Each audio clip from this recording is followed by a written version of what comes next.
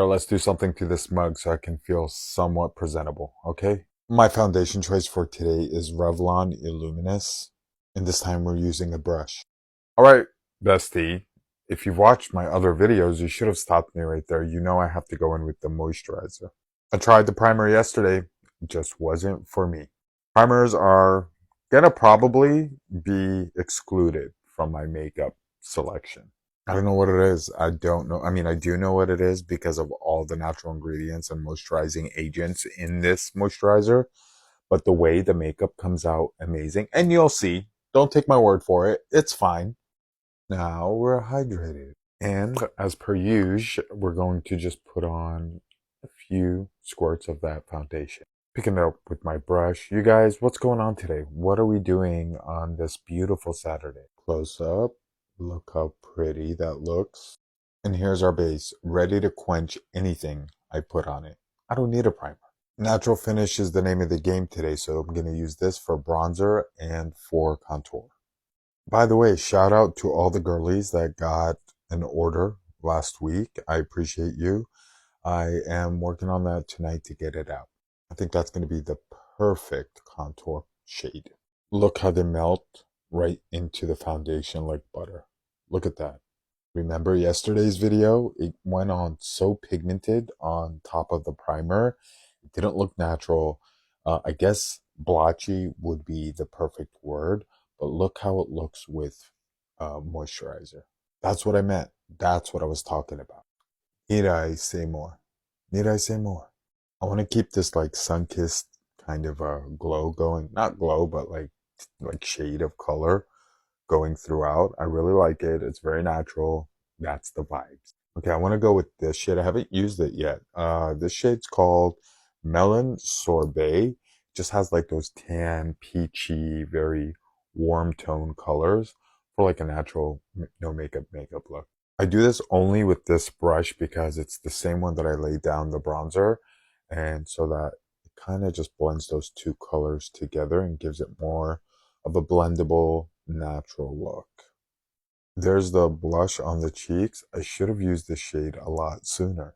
Here's a little side profile action for you guys. Going in with my nose contour brush, I'm going to dip into a little lighter shade, and then I can always put on a darker shade to kind of, give it more of a little chisel if I want to.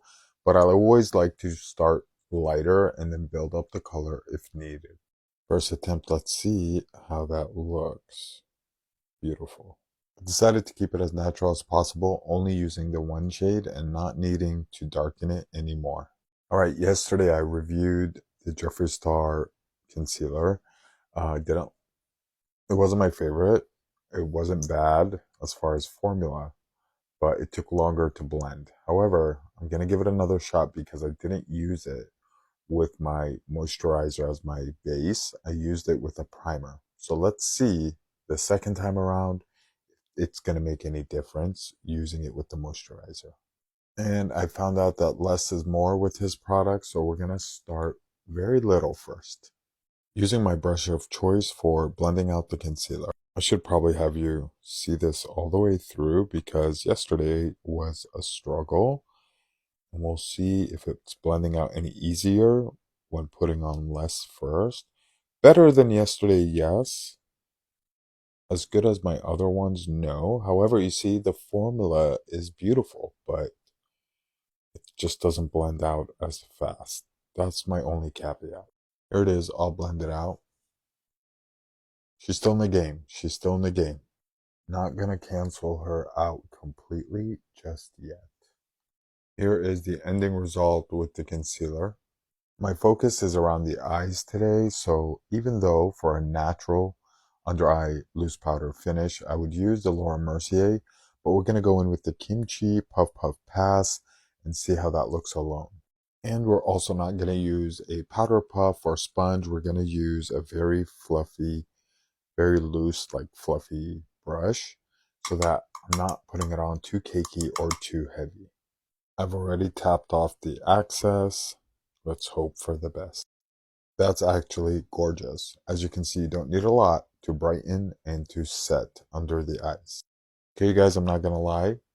This is probably, if not just as good as the Laura Mercier, it's definitely my second favorite. So whenever I don't have her or don't want to spend the money on the Laura Mercier, this one will be also a staple. Make sure you hit everywhere there's cream contour, any kind of cream product to set it so that it's not wet and you don't end up sweating off your makeup or, you know, like touching your clothes or on somebody else's clothes and then it just wipes off. This part you don't have to do, but I often put some loose powder on my eyelids before I go in to put eyeshadow. You can also put down like a white or bone color eyeshadow down first. This is just so if you do have oily eyelids or if you want to make sure that your eyeshadow doesn't dissolve and start to sweat off. All right, you guys, I think we have a flawless base and a flawless contour application.